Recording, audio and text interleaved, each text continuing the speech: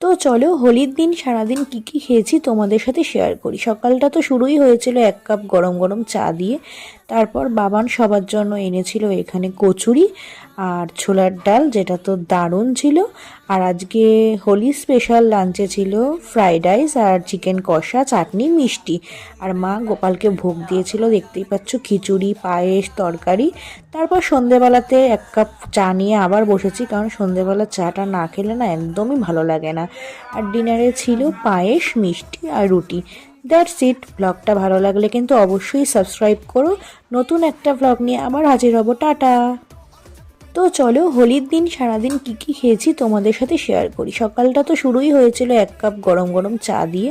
তারপর বাবান সবার জন্য এনেছিল এখানে কচুরি আর ছোলার ডাল, যেটা তো দারুণ ছিল।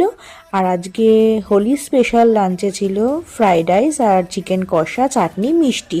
আর মা গোপালকে ভোগ দিয়েছিল, দেখতেই পাচ্ছ, খিচুড়ি, পায়েস, তরকারি।